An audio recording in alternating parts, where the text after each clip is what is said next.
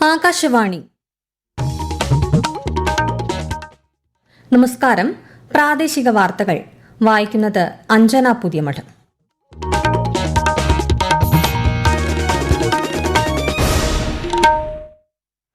പ്രധാന വാർത്തകൾ.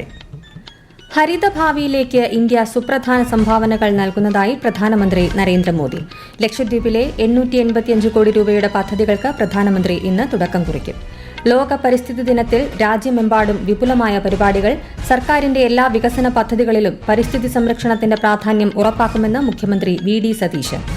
മയക്കുമരുന്ന് ശൃംഖലയുടെ ഉറവിടം കണ്ടെത്താൻ ഓപ്പറേഷൻ തൂഫാനിലൂടെ കർശന പരിശോധന തുടരുമെന്ന് ആഭ്യന്തരമന്ത്രി രമേശ് ചെന്നിത്തല. കേരളത്തിൽ കാലവർഷം ശക്തമായി. വടക്കൻ ജില്ലകളിൽ അതിതീവ്ര മഴയ്ക്ക് സാധ്യത. കോഴിക്കോട്, വയനാട്, കാസർഗോഡ് ജില്ലകളിലെ വിദ്യാഭ്യാസ സ്ഥാപനങ്ങൾക്ക് നാളെ അവധി. മനുഷ്യ വന്യജീവി സംഘർഷം ഫലപ്രദമായി നിയന്ത്രിക്കുന്നതിന് വനം വകുപ്പ് 100 ദിന കർമ്മ പരിപാടി നടപ്പിലാക്കുമെന്ന് മന്ത്രി Shibu Baby John. Under 18 Asia Cup hockey സെമിഫൈനലിൽ പാകിസ്ഥാനെ പരാജയപ്പെടുത്തി ഇന്ത്യ. വാർത്തകൾ വിശദമായി. ഹരിതഭാവിയിലേക്ക് ലോകമൊന്നടങ്കം മുന്നേറുകയാണെന്നും ഇന്ത്യ സുപ്രധാന സംഭാവനകളാണ് ഈ ലക്ഷ്യത്തിനായി നൽകുന്നതെന്നും പ്രധാനമന്ത്രി നരേന്ദ്രമോദി. ഗുജറാത്തിലെ സൂറത്തിൽ 18,800 കോടി രൂപയുടെ വികസന പദ്ധതികൾക്ക് തുടക്കം കുറിക്കുകയായിരുന്നു അദ്ദേഹം. വഡോദര മുംബൈ 8 വരി എക്സ്പ്രസ് വേ പ്രധാനമന്ത്രി രാജ്യത്തിന് സമർപ്പിച്ചു. ദമനിൽ 2,970 കോടി രൂപയുടെ വിവിധ വികസന പദ്ധതികൾക്ക് അദ്ദേഹം അല്പസമയത്തിനകം തുടക്കം കുറിക്കും.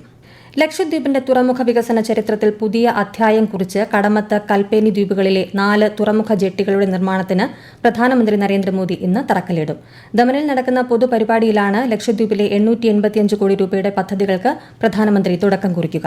വിശദാംശങ്ങളുമായി ആകാശവാണി ലക്ഷദ്വീപ് പ്രതിനിധി അബ്ദുൾ സലാം.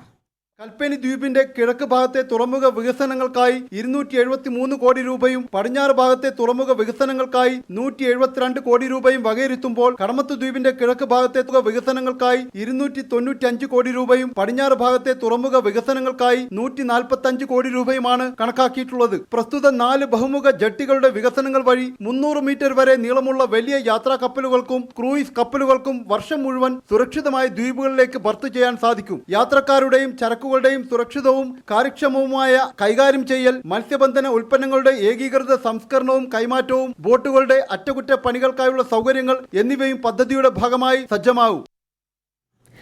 ലോക പരിസ്ഥിതി ദിനത്തിൽ രാജ്യമെമ്പാടും വിപുലമായ പരിപാടികൾ. പ്രധാനമന്ത്രിയും ഉൾപ്പെടെ പ്രമുഖർ പരിസ്ഥിതി ദിനാശംസകൾ നേർന്നു. പരിസ്ഥിതി സംരക്ഷണത്തിനും സുസ്ഥിര വളർച്ചയ്ക്കുമുള്ള പ്രതിബദ്ധത ഊട്ടിയുറപ്പിക്കുന്ന ദിനമാണിതെന്ന് അദ്ദേഹം സമൂഹമാധ്യമത്തിൽ കുറിച്ചു. പരിസ്ഥിതി ദിനാചരണത്തിന്റെ സംസ്ഥാനതല ഉദ്ഘാടനം മുഖ്യമന്ത്രി വി.ഡി. സതീശൻ തിരുവനന്തപുരത്ത് നിർവഹിച്ചു. സർക്കാരിന്റെ എല്ലാ വികസന പദ്ധതികളിലും പരിസ്ഥിതി സംരക്ഷണത്തിന്റെ പ്രാധാന്യം ഉറപ്പാക്കുമെന്ന് മുഖ്യമന്ത്രി പറഞ്ഞു. ഓപ്പറേഷൻ തൂഫാനിലൂടെ മയക്കുമരുന്നിനെതിരെ ശക്തമായ നടപടികൾ സ്വീകരിക്കുമെന്ന് ആഭ്യന്തരമന്ത്രി രമേശ് ചെന്നിത്തല. മയക്കുമരുന്ന് ശൃംഖലയുടെ ഉറവിടം കണ്ടെത്താൻ കർശന പരിശോധന തുടരും. ഇതിനായി പ്രത്യേക ഇന്റലിജൻസ് സംഘത്തെ നിയോഗിച്ചതായും അദ്ദേഹം വാർത്താ സമ്മേളനത്തിൽ പറഞ്ഞു.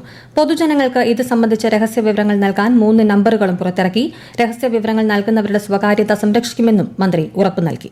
ഓപ്പറേഷൻ തുഫാനുമായി ബന്ധപ്പെട്ട് സ്റ്റേറ്റ് സ്പെഷ്യൽ ബ്രാഞ്ചിൽ തുഫാൻ ഇന്റലിജൻസ് എന്നൊരു പദ്ധതി മയക്കുമരുന്നിന്റെ ഉറവിടം കണ്ടെത്താൻ വേണ്ടി മാത്രമായി നിയോഗിച്ചിട്ടുണ്ട്. ഇതുമായി ബന്ധപ്പെട്ട രഹസ്യങ്ങൾ ആർക്ക് വേണമെങ്കിലും പോലീസിന് കൈമാറാൻ കഴിയുന്നതാണ്. ആദ്യത്തെ നമ്പർ 94 97 97 97 94. രണ്ടാമത്തെ നമ്പർ 94 97 92 77 97. ഇനി ഒരു വാട്സാപ്പ് നമ്പർ ഞാൻ ഇവിടെ അറിയിക്കുകയാണ്. 99 59 66 666. അപ്പൊ ഇത്തരത്തിൽ വിവരങ്ങൾ നൽകുന്ന ആളുകളുടെ ഐഡന്റിറ്റി പൂർണ്ണമായും കോൺഫിഡൻഷ്യലായി പോലീസ് വെക്കുന്നതാണ്. അവരുടെ ഐഡന്റിറ്റി വെളിപ്പെടുത്തുന്നതല്ല. കേരളത്തിൽ കാലവർഷം ശക്തമായി. വടക്കൻ കേരളത്തിൽ അതിതീവ്ര മഴയ്ക്ക് സാധ്യത. എറണാകുളം മുതൽ കാസർഗോഡ് വരെയുള്ള 8 ജില്ലകളിൽ ഇന്ന് ഓറഞ്ച് ജാഗ്രത പ്രഖ്യാപിച്ചു. മറ്റെല്ലാ ജില്ലകളിലും മഞ്ഞ ജാഗ്രതയാണ്. നാളെ മലപ്പുറം, കോഴിക്കോട്, വയനാട്, കണ്ണൂർ, കാസർഗോഡ് ജില്ലകളിൽ ചുവപ്പ് ജാഗ്രത നൽകിയിട്ടുണ്ട്. പത്തനംതിട്ട, കോട്ടയം, ഇടുക്കി, എറണാകുളം, തൃശൂർ, പാലക്കാട് ജില്ലകളിൽ നാളെ ഓറഞ്ച് ജാഗ്രതയും തിരുവനന്തപുരം, കൊല്ലം, ആലപ്പുഴ ജില്ലകളിൽ മഞ്ഞ ജാഗ്രതയുമാണ്. മറ്റന്നാളും മലപ്പുറം, കോഴിക്കോട്, വയനാട് ജില്ലകളിൽ ചുവപ്പ് ജാഗ്രതയാണ്. ശക്തമായ കാറ്റും മോശം കാലാവസ്ഥയും കണക്കിലെടുത്ത് കേരള, കർണാടക, ലക്ഷദ്വീപ് തീരങ്ങളിൽ ചൊവ്വാഴ്ച വരെ മത്സ്യബന്ധനത്തിന് വിലക്കേർപ്പെടുത്തി. വ്യാപകമായ മഴക്കെടുതികളും സംസ്ഥാനത്ത് റിപ്പോർട്ട് ചെയ്യുന്നുണ്ട്. മരങ്ങൾ വീണ് വിവിധ ജില്ലകളിൽ വീടുകൾക്ക് നാശനഷ്ടമുണ്ടായി. അതിശക്തമായ മഴയ്ക്കുള്ള സാധ്യത കണക്കിലെടുത്ത് കോഴിക്കോട്, വയനാട്, കാസർഗോഡ് ജില്ലകളിലെ പ്രൊഫഷണൽ കോളേജുകൾ ഉൾപ്പെടെയുള്ള എല്ലാ വിദ്യാഭ്യാസ സ്ഥാപനങ്ങൾക്കും ജില്ലാ കളക്ടർമാർ നാളെ അവധി പ്രഖ്യാപിച്ചു. റെസിഡൻഷ്യൽ സ്കൂളുകൾക്ക് അവധി ബാധകമല്ല.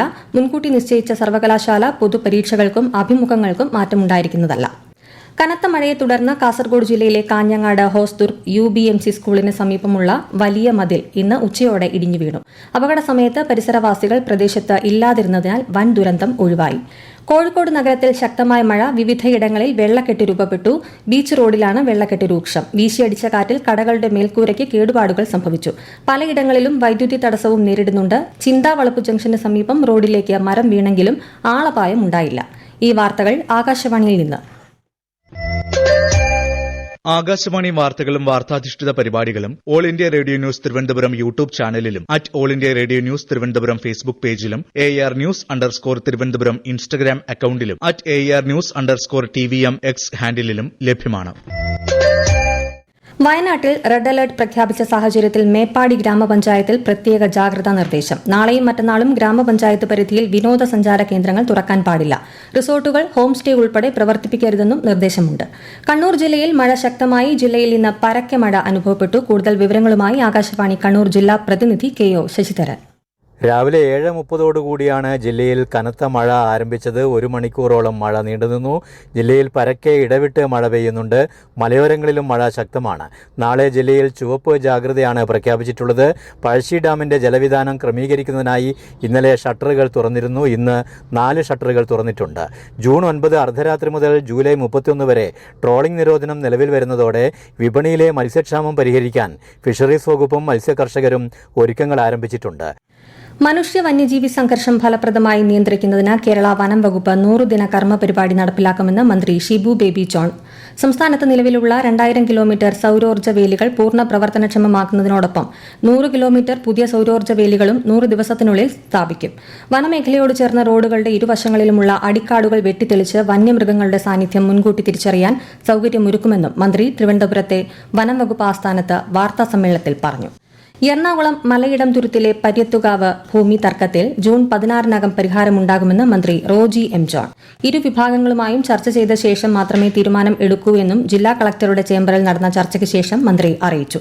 പ്രദേശത്ത് തന്നെ താമസിക്കാൻ അനുവദിക്കണമെന്ന് ഉന്നതി നിവാസികൾ ആവശ്യപ്പെട്ടു. സമീപ പ്രദേശത്ത് ഇവർക്ക് ആവശ്യമായ സ്ഥലം നൽകാമെന്ന് കോടതിയിൽ നിന്ന് അനുകൂല വിധി ലഭിച്ച കുടുംബം വ്യക്തമാക്കി.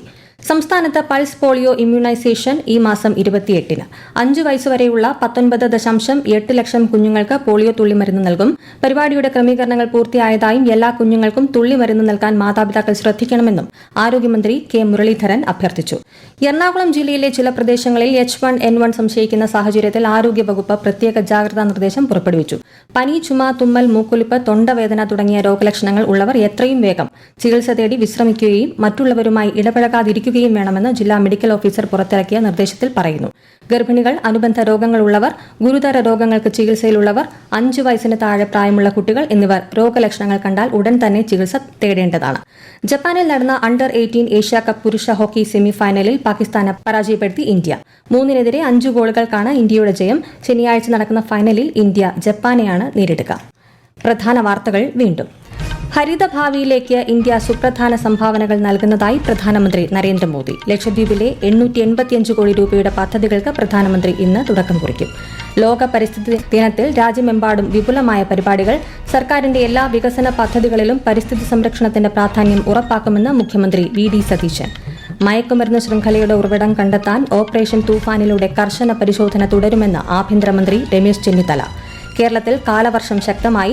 വടക്കൻ ജില്ലകളിൽ അതിതീവ്ര മഴയ്ക്ക് സാധ്യത. കോഴിക്കോട്, വയനാട്, കാസർഗോഡ് ജില്ലകളിലെ വിദ്യാഭ്യാസ സ്ഥാപനങ്ങൾക്ക് നാളെ അവധി.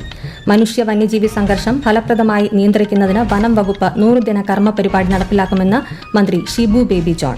അണ്ടർ-18 ഏഷ്യാ കപ്പ് ഹോക്കി സെമി ഫൈനലിൽ പാകിസ്ഥാനെ പരാജയപ്പെടുത്തി ഇന്ത്യ. പ്രാദേശിക വാർത്തകൾ കഴിഞ്ഞു. അടുത്ത വാർത്താ പ്രക്ഷേപണം രാത്രി 7:25-ന്.